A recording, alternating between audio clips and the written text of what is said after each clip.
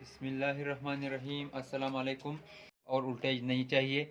ये पिन जो है ये अप टू कप्लर के थ्रू इसके के साथ कनेक्ट होता है। अप टू कप्लर के थ्रू इस आईसी के साथ कनेक्ट होता है। अप टू कप्लर दरअसल एक ऐसा डिवाइस है कि इसके एक साइड एक एलईडी का इस्तेमाल होता है और दूसरी साइड इसमें एक ट्रांजिस्टर का इस्तेमाल होता है। तो और इस ट्रांजिस्टर का जो बेस है, जब इस बेस पर लाइट लगता है तो वो ट्रांजिस्टर ऑन होता है। मैं बिल्कुल आपको आसान अल्फाज में समझाना चाहता हूँ। जब इसके बेस पर लाइट लगता है तो वो ट्रांजिस्टर ऑन होता है। सेम टू सेम ऐसा ही जब इस जो मॉसफेट है इसको गेट पर पल्सेस मिलते हैं तो वो ये जो ट्रांजिस्टर है ये ऑन होता है। ऐसा ही ये भी एक स्विच है, ठीक है। ये ग्राउंड के साथ कनेक्ट होता है, इसका एक तरफ ग्राउंड के साथ कनेक्ट होता है और जो दूसरा तरफ इससे निकलता है तो वो कनेक्ट होता है नंबर 1 पिन के साथ। जब बैटरी का वोल्टेज कम होता है, ठीक है, तो ये इस वक्त जो इसके अंदर जो एलईडी है वो बिल्कुल डैम, ठीक है, वो बिल्कुल डैम ग्लो होता है। वो डैम ग्लो होता है तो इसकी वजह से यहाँ पर जो लाइट इस बेस पर लगता है तो वो डैम लाइट इस बेस पर लगता है तो ये इसके अंदर जो वोल्टेज गुजरता है, इस तरफ से जो वोल्टेज इसके अंदर गुजरता है तो वो वोल्टेज जो है वो धीरे धीरे इसके अंदर गुजरता है। जब बैटरी बिल्कुल खाली होता है यानी 10 वोल्ट पर होता है तो इस वक्त ये एलईडी बिल्कुल ज़्यादा डैम होता है और इसके अंदर वोल्टेज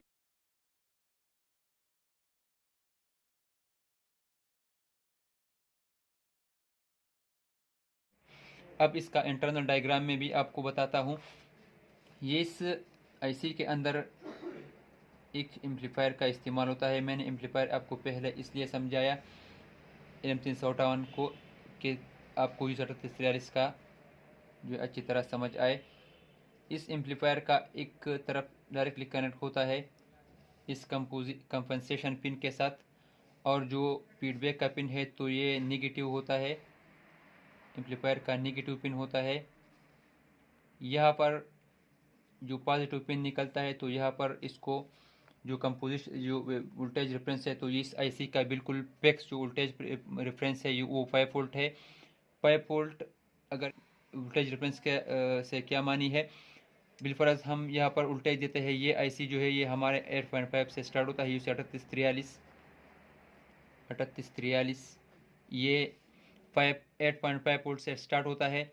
और ये आईसी जो है बिल्कुल जो आप जब आप होता है तो 7.6 वोल्ट पर ये आईसी हमारा जो है वो स्टार्ट होता है। ये 30 वोल्ट तक काम कर सकता है, यानी हम इसको ग्राउंड और वीसीसी पर 30 वोल्ट देंगे तो ये भी फिर भी ये हमें 5 वोल्ट रिफरेंस देगा।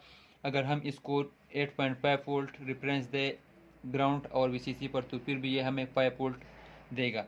ये रिफरेंस वोल्ट इस आईसी से इसलिए निकलता है कि आउटपुट जो फ्रीक्वेंसी होता है उस फ्रीक्वेंसी को बिल्कुल स्मूथ बिल्कुल बैलेंस रखने के लिए इससे बिल्कुल पैक्स 5 वोल्ट निकलता है। फॉर एग्जांपल हम इसको 5 वोल्ट कहीं और से देंगे या किसी ट्रांसफार्मर से देंगे तो वो वोल्टेज कम और ज़्यादा होने से वो जो फ्रीक्वेंसी होगा फिर हमारा जो 5 वोल्ट होगा तो वो फिर कम और ज़्यादा हो सकता है। तो इसकी वजह से जो हमारा आउटपुट फ्रीक्वेंसी हो तो वो इसके अंदर अनबैलेंस पैदा हो सकता है। तो इसलिए इस आईसी से बिल्कुल 5 वोल्ट बाहर निकलते हैं। अगर वोल्टेज ज़्यादा होता है या कम होता है तो ये अपना वोल्टेज बिल्कुल पैक्स 5 वोल्ट देगा। तो जब ये पैक्स 5 वोल्ट बाहर निकलता है तो इसके आईसी के अंदर एक रजिस्टर का इस्तेमाल होता है, ठीक है। एक रजिस्टर वोल्टेज यहाँ से कनेक्ट होता है वोल्टेज रेफरेंस से 5 वोल्ट से। और ये जो इसका पॉजिटिव कनेक्शन है इस एम्पलीफायर का तो ये पॉजिटिव कनेक्शन कनेक्ट होता है इस रजिस्टर के एक तरफ से और एक दूसरा रजिस्टर इसमें इस्तेमाल होता है जो कि ग्राउंड के साथ कनेक्ट होता है।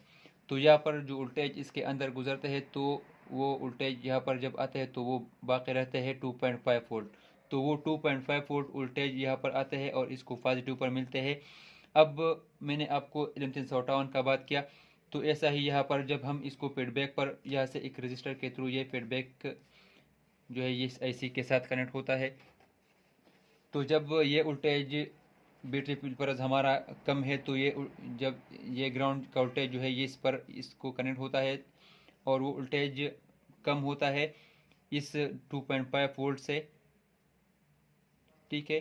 तो ये एम्पलीफायर इस वक्त जो है वो बिल्कुल खुला रहता है और इसके अंदर वोल्टेज जो है वो गुजरना शुरू होता है। और इस एम्पलीफायर से आगे भी और भी कनेक्शंस है, इसके बारे में भी आपको बताता हूँ। तो इसके अंदर जो वोल्टेज है वो गुजरता है, ऐसा आता है, यहाँ पर आता है और फिर ग्राउंड के साथ कनेक्ट होता है, और यहाँ पर जो ये वोल्टेज है वो भी आता है और ग्राउंड के साथ कनेक्ट होता है।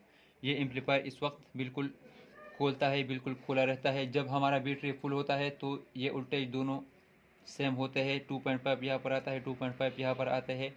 तो ये जो एम्पलीफायर है ये हमारा बिल्कुल ऑफ होता है।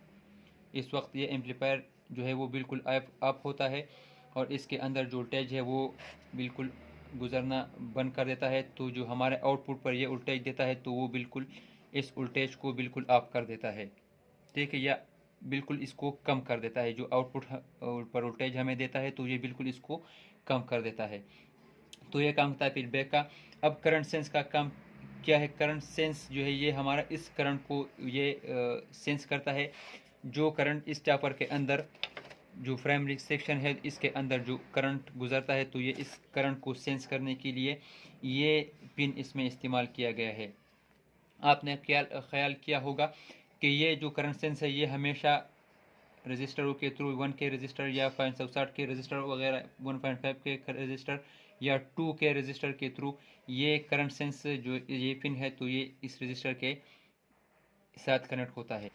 तो ये इस रजिस्टर के अंदर जितना करंट गुजरता है, यानी इस चापर ट्रांसफार्मर के अंदर जितना करंट गुजरता है या इस रजिस्टर के अंदर जितना करंट गुजरता है, तो इस करंट को ये सेंस करने के लिए ये पिन इसमें इस्तेमाल किया गया है कि अब इस वक्त इसमें कितना करंट गुजरता है इस चापर ट्रांसफार्मर के अंदर।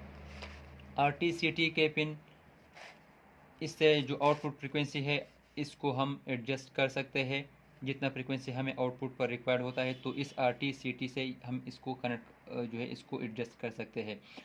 इसका जो RT है इसको बिल्कुल पैक्स 5 वोल्ट मिलते हैं। इस वोल्टेज जो 5 नंबर पिन है तो इसको बिल्कुल पैक्स वोल्टेज RT पर हमें 5 वोल्ट एक रजिस्टर के थ्रू इस RT के साथ कनेक्ट होता है। और जो CT है तो वो एक कैपेसिटर के थ्रू ये ग्राउंड के साथ कनेक्ट होता है, ठीक है। तो इसके कैलकुलेशन, इसका तरीक़ाकार मैं भी आपको बताता हूँ कि अब जब हम इस RT यानी रजिस्टर और कैपेसिटर का वैल्यू किस तरह हम मालूम कर सकते हैं जिससे हमें आउटपुट फ्रीक्वेंसी जो इसको फाइंड करना पड़े।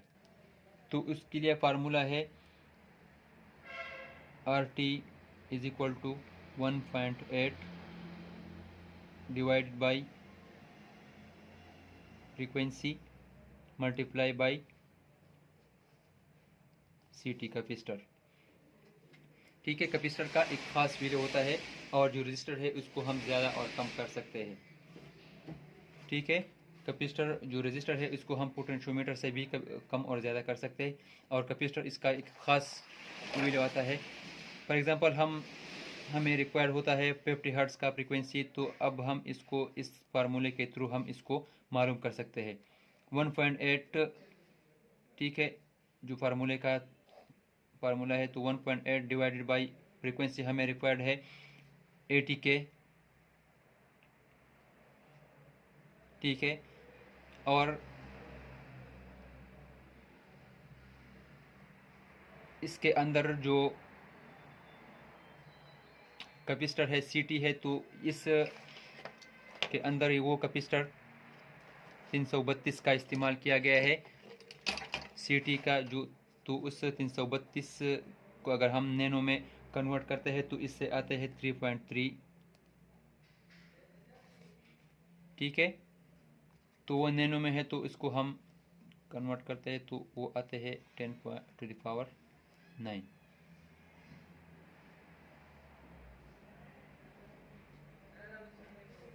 इसके बाद RT is equal to 1/880K, तो K की जगह यहाँ पर लगेगा 10⁻³ multiply by 3.3 multiply by 10⁻⁹।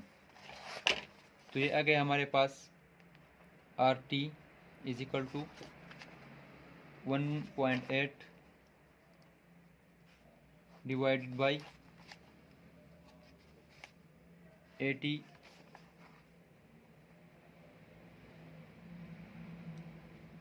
10 to the power 3 multiply by 3.3 multiply by 10 to the power -9। ये हमारे पास आ गया। हम इससे अब RT जो हमारा कितना रजिस्टर हमें रिक्वायर्ड होगा कि हमें ये 80 किलोहर्ट्ज़ का फ्रीक्वेंसी दे आउटपुट पर। मुख्तलिफ चार्जरों में मुख्तलिफ हर्ट का फ्रीक्वेंसी हो सकता है, तो इसके अंदर हब हम इसको पॉइंट करते हैं कि हम अगर 80 हर्ट्ज़ का फ्रीक्वेंसी हमें रिक्वायर्ड होता है तो हम कितना यहाँ पर कितना रजिस्टर इस्तेमाल करें उल्टे पिन नंबर 8 और पिन नंबर 4 के दरमियान कि हमें 80 हर्ट्ज़ का फ्रीक्वेंसी दे।